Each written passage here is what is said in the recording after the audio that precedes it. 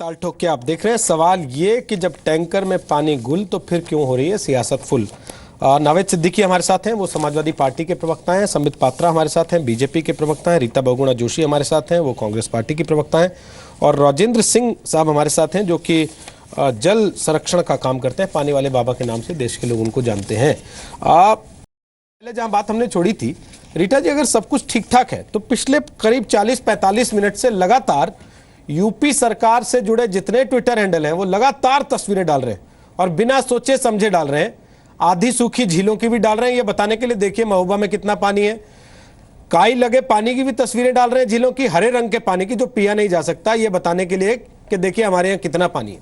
अगर सब कुछ ठीक ही ठाक था रीटा जी, तो क्यों आज हम लोग बैठ के यहाँ पर बहस कर रहे हैं कि यूपी में पानी की वजह से दिक्कत है?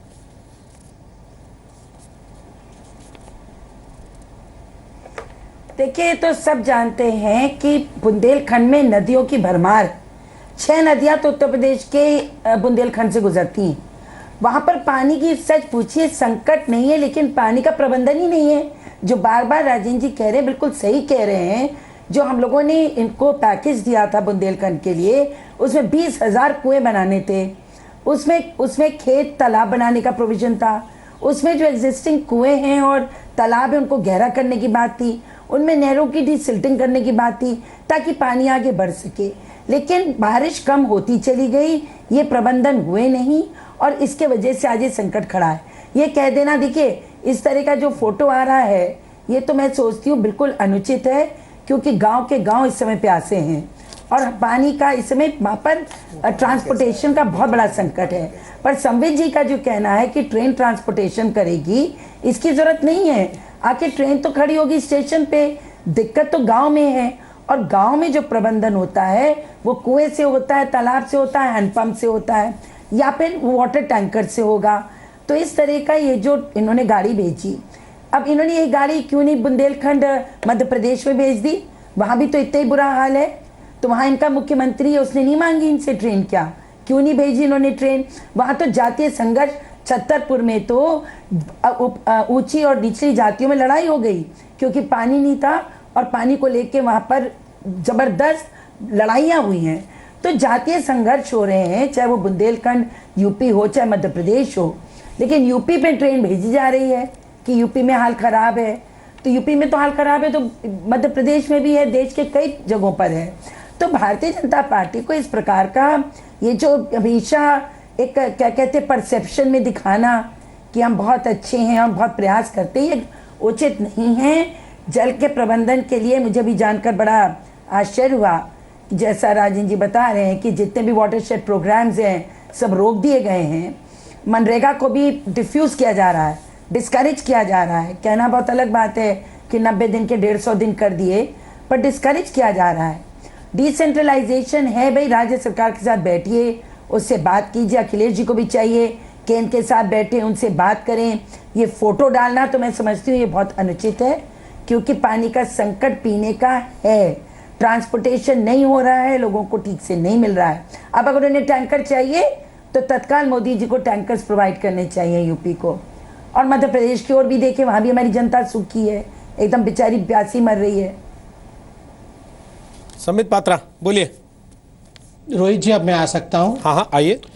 मैं सबके सवालों के जवाब देता हूं। पहली बात है जो पानी वाले बाबा जी ने कहा कि छोटे छोटे कामों में करप्शन नहीं होता है, बड़े बड़े कामों में करप्शन होता है। देखिए, करप्शन इंटेंशन में होता है। ये जो मनरेगा था ना, ये पूरे विश्व का सबसे करप्ट प्रोजेक्ट्स में से एक था। इसमें छोटे छोटे काम होते थे, केवल कागज में होते थे। जैसे कि जलाशय बनाना, कागज में जलाशय बन गया, जलाशय होता नहीं था। अभी ठीक बोल रही थी हमारी बहन कांग्रेस से कि 20,000 करोड़ रुपए उनकी सरकार ने दिया था बुंदेलखंड को कि वहां कुएं खोदेंगे, वहां डिसिल्टिंग होगा। कितने कुएं खुद गए? अगर कुएं खुद जाते तो ये सब परिस्थिति नहीं होती। आपको पता होगा, खुद बता भी रही थी कि बहुत बड़े मात्रा में करप्शन हुआ जिसके कारण कुएं खुदे नहीं। तो आप भी तो समर्थन कर रही थी समाजवादी पार्टी सरकार को, कोई वो एक आइसोलेशन में सरकार तो थी नहीं। दोनों समर्थित ताल जो ताल खोदने की बात थी, आप लोग दोनों की सरकार तो तालमेल में थी, तो करप्शन में भी तालमेल था। तो स्वाभाविक रूप से ये सब चीजें आपको देखने की आवश्यकता है। मैं कंप्लीट कर लूं। दूसरी बात, जहां तक हमारे सरकार ने क्या क्या किया, मैं रेटोरिक्स में जाए बिना कहां कहां पैसा दिया गया। देखिए, एक फ्लेक्सी फंड होता है। फ्लेक्सी फंड का अर्थ होता है जो भी पैसा केंद्र ने कैलामिटी के लिए राज्य को दिया है, जो कि 1900 करोड़ रुपए होता है, उसमें एक राज्य भी 1900 करोड़ रुपए मिलाती है, लगभग 4400 करोड़ का यह अमाउंट होता है। उत्तर प्रदेश के पास यह है। 10% इसका वो बिना आंख खोले, आंख मूंद कर खर्च कर सकती है, किसी से पूछने की आवश्यकता नहीं है। पानी मुहैया कराइए, कुछ भी कराइए, आप 10% खर्च कर सकते हैं। अर्थात 400 करोड़ रुपए आप कल खर्च कर सकते हैं। अभी तक उन्होंने उसको खर्चा नहीं किया है। दूसरा, 416 करोड़ रुपए मैंने आपको दिखाया। 823 करोड़ रुपीस सेंटर ने केंद्र को केवल पोर्टेबल पानी के लिए मुहैया कराया है, वो भी खर्च नहीं हुआ है। तीसरी बात है, ये अब हमारे सिद्दीकी साहब कह रहे हैं कुआं खोद रहे हैं। अरे वो आदमी प्यासा बैठा है तो कुआं खोद रहे हैं, कुआं क्या 2 दिन में खुद जाएगा? इसीलिए तो ट्रेन भेजा है ट्रांसपोर्टेशन के लिए। आपने कोई राजनीति नहीं। आप हमें गाली दीजिए, सूखे में मुआवजा देने को बोला, मैडम आप हमें गाली दीजिए, कोई बात नहीं है। मैडम आपने पात्रा जी अभी तक जो आपने सूखे में मैडम देने को कहा था, ऐसे नहीं मैडम, मैं आपको बीच में नहीं बोल रहा यूपी में। मैं आपको बीच में, आप ऐसे मत बोलिए मैडम। मैं आपको उत्तर प्रदेश के 50 से ज्यादा हमारे जिले 1304 ये आप पढ़ लीजिए, ये आप पढ़ लीजिए। आप प्रिपेयर्ड होके नहीं आई हैं मैडम। पूछना चाहती हूँ 2 साल में आप प्रिपेयर्ड होके नहीं आई हैं, पढ़ लीजिए। कितने जगह पर आप प्रिपेयर्ड होके नहीं आई हैं। I challenge you. पॉलिसी आप प्रिपेयर्ड होके नहीं आई हैं। 2 इंस्ट्रूमेंट्स होते हैं। आप लोग पढ़ के नहीं आते, ये बहुत खराब बात है। लेकिन आपने प्रवक्ताओं को पढ़ के आना चाहिए, देखना चाहिए। और रीता जी आप सीनियर लीडर हैं, आप बिना प्रिपरेशन के आती है, इसीलिए कांग्रेस की ऐसी हालत हो गई है।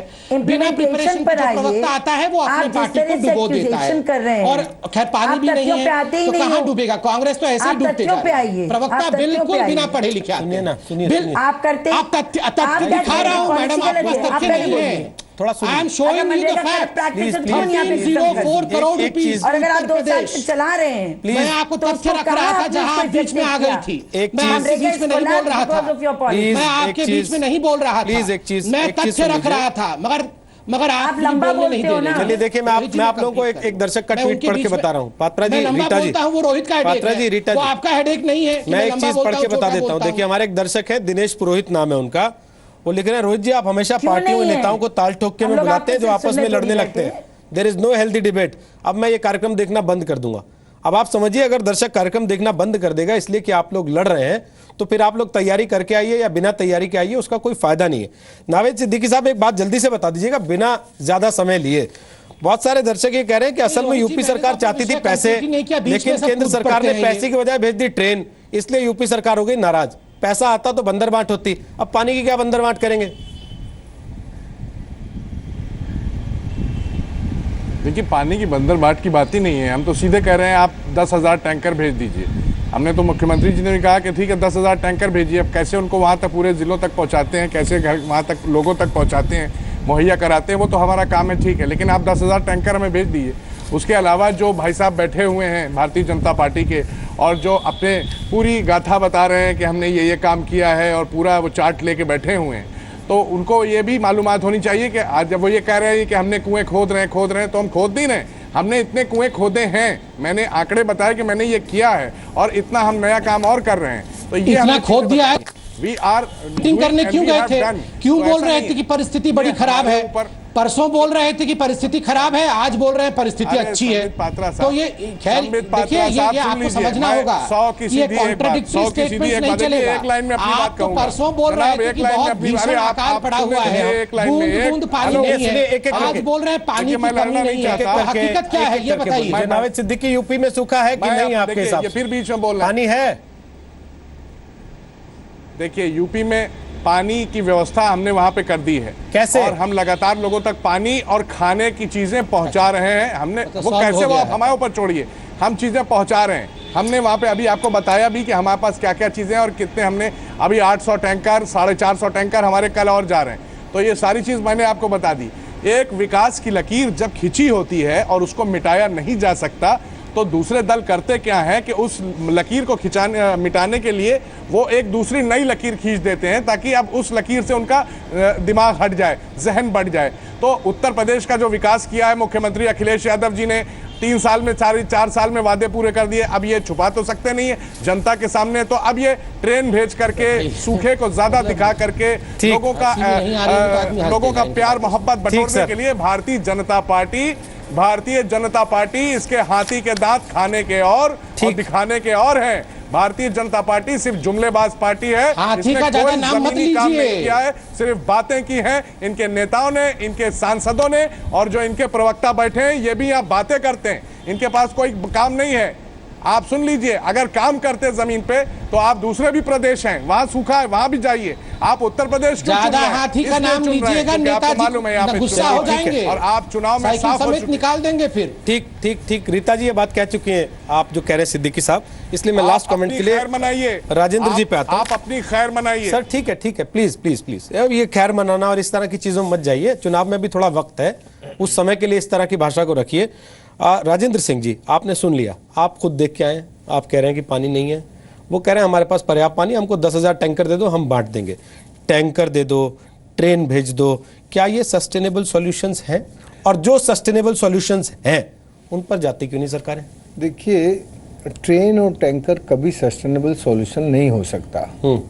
यदि बुंदेलखंड को पानीदार बनाना है तो उसका एक ही सस्टेनेबल सॉल्यूशन है कि वहाँ की कम्युनिटी को मिलके जो भी वर्षा का पानी बह के चला जाता है उसको वहीं रोकना, और जहाँ जहाँ फ्रैक्चर है उस फ्रैक्चर में उसको डिपॉजिट करना, जिससे एवोपरेशन लॉस ना हो। बुंदेलखंड में ज़्यादातर तो सूरज चोरी कर लेता है पानी, और जो पहले बारिश के दिनों में आता है वो बह के चला जाता है। तो 2 बड़े चैलेंजेस हैं बुंदेलखंड के, एक तो एवोपरेशन लॉस है और दूसरा बारिश के दिनों में वो पानी फ्लड की तरह बह जाता है। तो हम यदि इसका सामुदायिक विकेंद्रित जल प्रबंधन का काम करें तो जो वहाँ की नदियां सूख गई हैं, मर गई हैं, बेपानी हो गई हैं, उस प्रोसेस में जब वो अंडरग्राउंड एक्वीफर रिचार्ज होगा तो वाटर लेवल ऊपर आएगा और नदियों में फ्लो होने लगेगा। तो एक तरह से एक रिवर रिजुनेशन का अच्छा काम शुरू होगा, और जब रिवर रिजुनेशन का काम शुरू होगा तो वो एक तरह से, क्योंकि कम्युनिटी ड्रिवन डिसेंट्रलाइज्ड मैनेजमेंट है, उसमें वन हैंड कंजर्वेशन और other hand discipline use of water. जब हम अनुशासित होकर पानी का उपयोग करेंगे, हमारा जो फसल चक्र है वो वर्षा चक्र के साथ जोड़ के काम करेंगे, तो बुंदेलखंड पानीदार बन सकता है। बुंदेलखंड की जो बारिश है वो हमारे इलाके से 2 गुना ज्यादा है। तो जब हम अपने इलाके में पानी का काम करके अपनी सूखी मरी नदियों को जीवित कर सकते हैं तो बुंदेलखंड भी पानीदार बन सकता है। लेकिन पानीदार इसलिए नहीं बना कि पैकेज का जो पैसा है ना वो ज्यादातर अनाज की बड़ी बड़ी मंडियां बनाने में खर्च हो गया। तो आप भाई पहले पानी का स्रोत बनाओ, संकट तो बुंदेलखंड में पानी का है। जब हम लोग ऐसे काम नहीं करेंगे जिससे हमारी प्रकृति, हमारी धरती हमारे पानी के काम से खुश हो सके और सुख और समृद्धि और शांति आ सके, वो काम नहीं करेंगे, हम करेंगे केवल लाभ का काम, तो भैया ये बुंदेलखंड पानीदार नहीं हो सकता। और ये कोई पैकेज से नहीं होता है कि भाई पैकेज का 20,000 करोड़ आ गया तो उससे हो जाएगा। ये तो एक दृष्टि और दर्शन से होता है जिसमें राज और समाज को दोनों को मिलकर करने की जरूरत होती है। ये केवल ना समाज कर सकता अकेला, ना राज कर सकता, पानी का काम साझा है, दोनों को मिलकर करना पड़ेगा। चलिए हम उम्मीद करते हैं आपकी बात जो है सरकारों तक, नेताओं तक पहुंच रही है तो उनको समझ में भी आएगी और उस दिशा में आगे काम भी होगा। बहुत बहुत शुक्रिया। चलते चलते हमारे एक दर्शक हैं अनामिका सिंह, उन्होंने कुछ पंक्तियां लिख भेजी हैं, वो पढ़ के सुना दे रहा हूं। पैसा बनाया जा सकता है फिर भी बचाया जाता है, पानी बनाया नहीं जा सकता फिर भी बचाया नहीं जाता। इस पर सोचने की जरूरत है। फिलहाल इतना ही। ताल ठोकते में छोटा